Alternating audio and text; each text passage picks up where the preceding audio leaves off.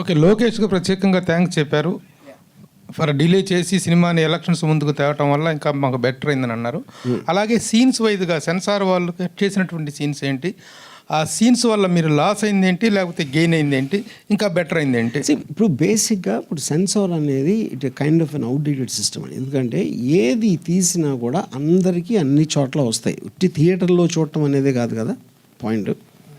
ప్రపంచంలో ఎక్కడ ఎవరు ఏ సినిమా తీసినా చూడాలంటే ఫుల్ వర్షన్ దొరుకుతుంది. అది ఏదో యాక్ట్ ఉంది కాబట్టి వాళ్ళు దే డూ దేర్ జాబ్, దాన్ని నేను తప్పట్టట్లేదు. కానీ వాళ్ళు చేసిన కట్స్ వాట్ ఎవర్ అయితే దాని మొలాన సినిమా ఎఫెక్ట్ అనేది ఏమీ తగ్గదు. అసలు ఏమేమి కట్ చేశారు, వాళ్ళు చెప్పిన అభ్యంతరాల పట్ల మీకున్నటువంటి ఇదేంటి?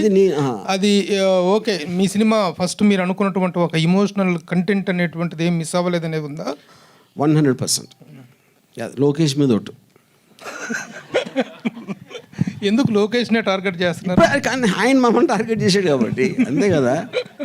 ఇప్పుడు ఎవరు మన మీదకి వస్తే మనం వాళ్ళ మీదకి వెళ్తాం కదా. అంటే లోకేష్ గారు టార్గెట్ చేశారు కాబట్టి ఈ ట్రైలర్లో ఆయన డైలాగులు ఎక్కువ పెట్టారా? ఇంతకుముందు దాంట్లో ఆయన డైలాగులు తక్కువ ఉన్నాయి. అది మీ విజ్ఞతకు వదిలేస్తున్నా. అది మీరు అంటే ఇప్పుడు నేను చెప్పేదానికి అర్థం మీరు అర్థం చేసుకుంది కాబట్టి ట్రైలర్లో ఏవి ఎలా అర్థమైందో మీరు చూసుకోవాలి. సో ఇంకోటి యాత్ర 2లో వైఎస్ షర్మిల గారి క్యారెక్టర్ లేదు, ఇందులో పెట్టారా లేదా? ఇప్పుడు యాత్ర 2 నేను సినిమా చూడలేదండి, బట్ ఇందులో ఉన్నారు, షర్మిల గారు ఉన్నారు.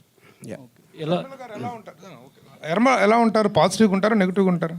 ఇప్పుడు ఎవ్వరూ దీంట్లో పాజిటివ్గా నెగిటివ్గా ఉండరు. జగన్ ఒక్కడే నెగిటివ్గా ఉంటారు, మిగతా అందరూ పాజిటివ్. జగన్ ఒక్కరు నెగిటివ్గా ఉంటారు. ఎస్. ఎవరికి నెగిటివ్గా ఉంటారు?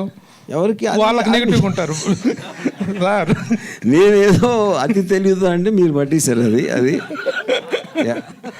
అట్లా కదండి. ఇప్పుడు ఈ సినిమా ఎఫెక్ట్ అనేటువంటిది తెలుగుదేశానికి ఏ మేరకు ఉండబోతుంది? మీరు తెలుగుదేశం విజయావకాశాలను ఎంత దెబ్బ కొడుతుంది, వైఎస్ఆర్సీపీ విజయావకాశాలను ఎంత మెరుగుపరుస్తుంది అంటే ఆ ఈక్వేషన్ ఏం చెప్తారు? సరే, ఇప్పుడు అది చెప్పడానికి నేను జ్యోతిష్యుడిని కాదు, దేవుణ్ణి కాదు, ఏమీ కాదు.